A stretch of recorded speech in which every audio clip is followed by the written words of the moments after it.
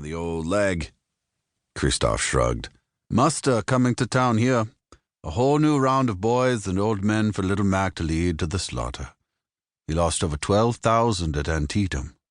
The bartender tossed down a newspaper. Another young man stepped to the bar. He had curly blonde hair and was over average height.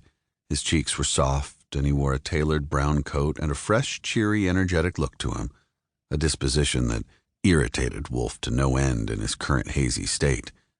Could I see that, Christoph? Christoph nodded and smiled at the young man. Sure thing, Franz. Nice to see you, lad. He went to snatch the paper, but Wolf pounced on it first. Johannes! Let him see the paper. Not like you can read anyway. I can read. He could read, but in his drunkenness the tiny words were blurred together. Hovering the yellowing Grand Rapids Daily Eagle close to his face, he was able to focus just enough to make out some of the words.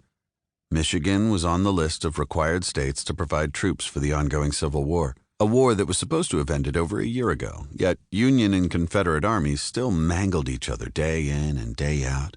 He flipped to the back page. The news was still writing about a battle from the month before.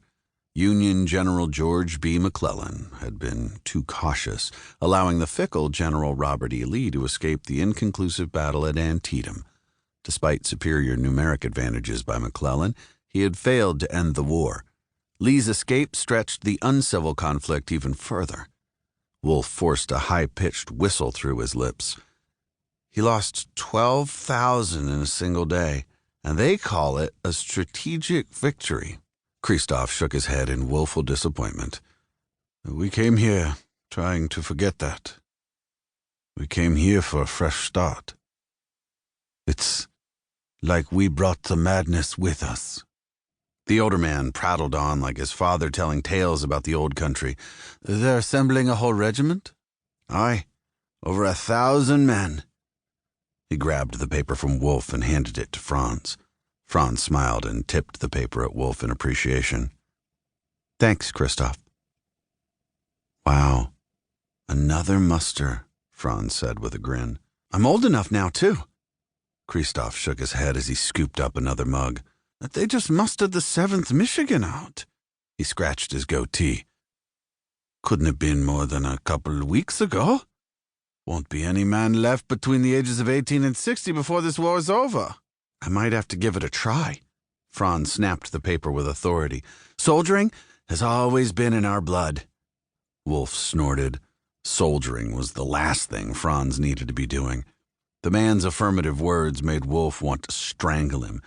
He'd known quite a few men his age who had gone off to serve, and he'd been left behind with a bum leg, unfit for duty, jobless, and bitter. No glory, no honor, nothing. Wolf turned to brawling to pass the time. One had to when they were a foreign cripple in a new land, despite the fact he'd lived there for years, always ready to prove himself, quick to take on a dare. There was no other way. Otherwise, he'd be another homeless invalid on the street with nothing to his name, not even a shred of respect. Franz, you couldn't fight a fly buzzing by your ear.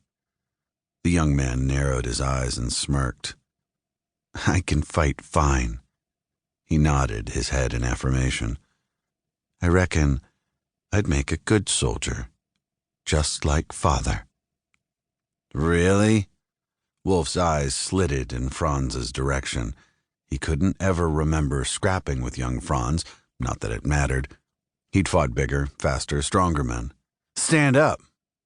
Let's see what you got. He started to roll a sleeve. I'm not fighting you, Mr. Wolf. I came here for a stein, not a fight. Wolf grunted disbelief deep in his throat. You softy.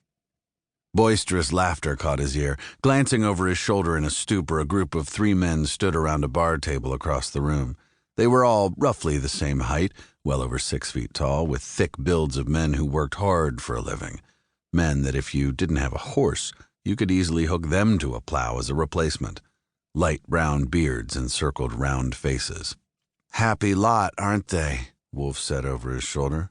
Can't understand a word they say, but can't complain too much because they actually pay. Wolf turned.